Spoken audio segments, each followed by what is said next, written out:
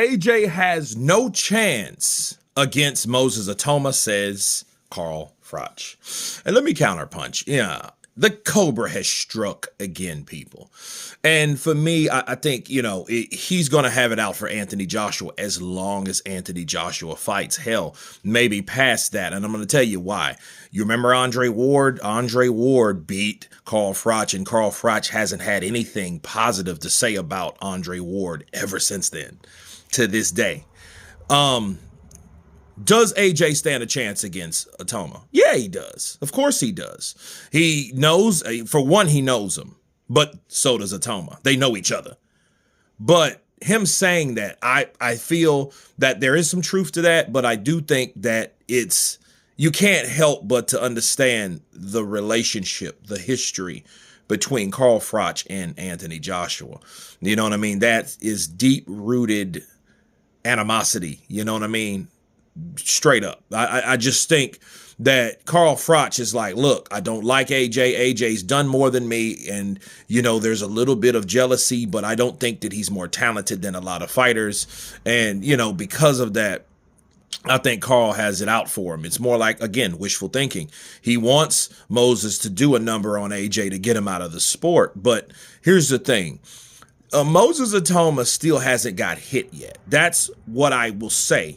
And because he hasn't got hit, I don't mean in sparring, I mean in a real fight where you've seen him take a solid right hand or a left hook on the chin, and we never seen him take that. So, yeah, he has a chance against Moses Itauma. For him to say he has no chance, that's all Carl and how he feels about AJ. I don't think that's, he's not putting together like I'm doing now. What happens when AJ connects with Moses? What happened when Moses, those sharp shooting shots don't get near AJ because AJ has established his jab? What happens when he takes a right hand? What happens when he takes a solid punch? What does he do? What has prepared Moses Itauma for that type of situation?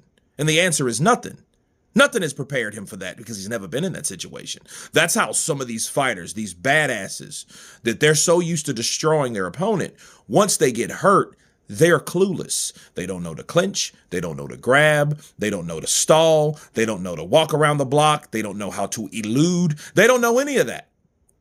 You know what I mean? And I don't know if Ben Davison, with his offensive mind, has taught Moses, like, look, Moses, if you do get hurt, this is what happens, because I think Ben is such a motivational coach that I think he tries to sway away from those type of conversations with Moses or his fighters. You know what I mean? Because again, he has Fabio Wardley in there, and Wardley we all know can take a shot. He's the durable. To me, everybody calls him the next Deontay Wilder, but for me, he's the next Joe Joyce because he's able to take a licking and keep on ticking. You know what I mean? We can't say that about Moses Itauma, and they're in the same camp. So everything that Carl is saying is wishful thinking. It's something that he conjured up just based on the fact that, hey, I don't like this guy, AJ. Bars. But you guys tell me what you think of Carl Froch stating that Anthony Joshua doesn't stand a chance against the young Moses Itauma. Now, I will add this, okay, because I don't want people to get the wrong idea. If Moses lands the shots that he landed on Dillian White, AJ may be out of there. The only thing is, I think AJ he's more durable than Dillian White. You know what I mean? Even though Dillian White is up, I think his foundation is stronger. So he can get knocked down and he will get back up, because the last fight he was in with Daniel Dubois showed us that. On that note, you guys been Counterpunch. Please like, share, and subscribe, and peace. Happy Turkey Day.